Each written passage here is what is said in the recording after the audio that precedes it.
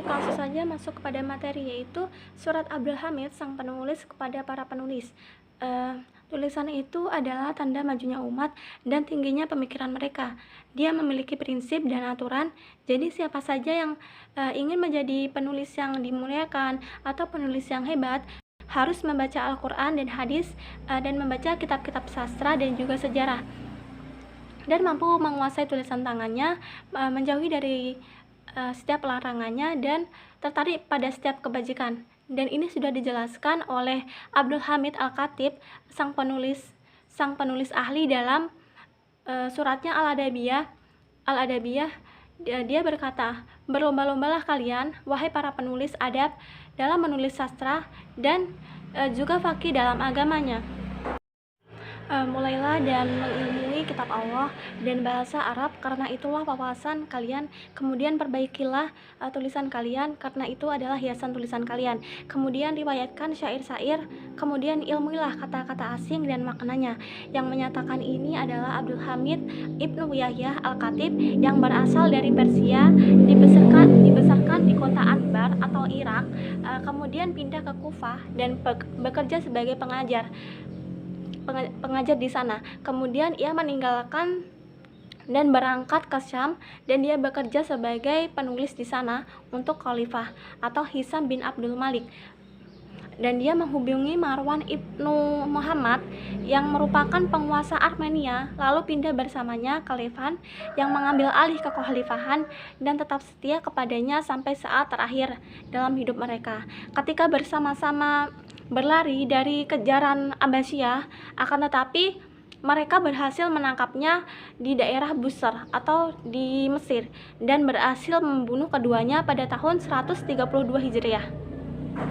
Abdul Hamid sang penulis ini termasuk orang yang pertama kali mempelopori risalah atau surat yang panjang, dan peletak dasar aturan khusus pada surat seperti ini, seperti adanya pembuka dan penutup, sampai sebagian penulis mengatakan sastra kitabah dimulai sejak zaman Abdul Hamid dan diakhiri dengan Ibnu Hamid.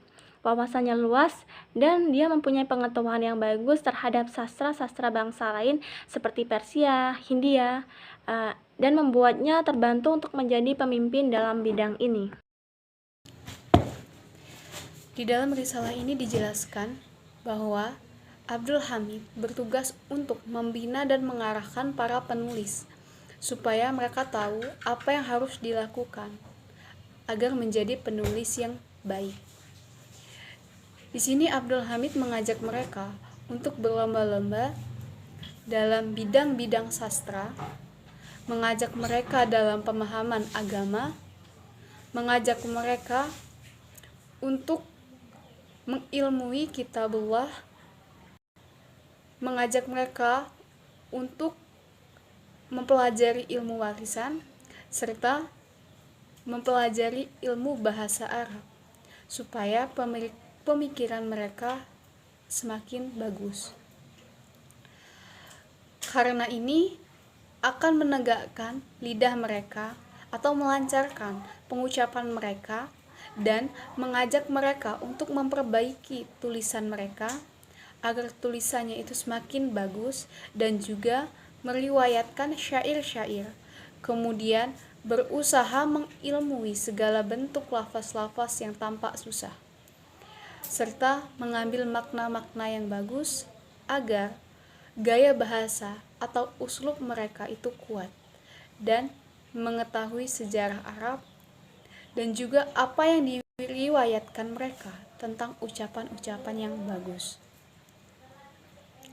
Kemudian mengajak mereka agar menjadikan pimpinan mereka dalam menulis adalah cinta karena Allah, dan saling menasehati dengan apa yang pantas bagi seseorang yang mempunyai keutamaan, keadilan, dan kedermawanan dari para pendahulu mereka. Jangan sampai mereka menulis hal-hal yang bisa memperburuk mereka, bahkan mengecilkan peran mereka. Pelajaran dan keistimewaan dari risalah ini.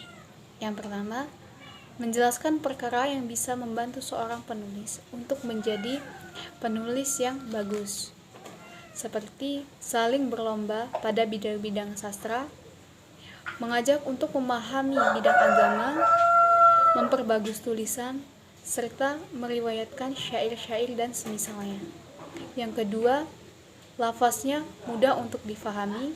Yang ketiga, menata makna-maknanya. Yang keempat, condong kepada memanjangkan dan merinci.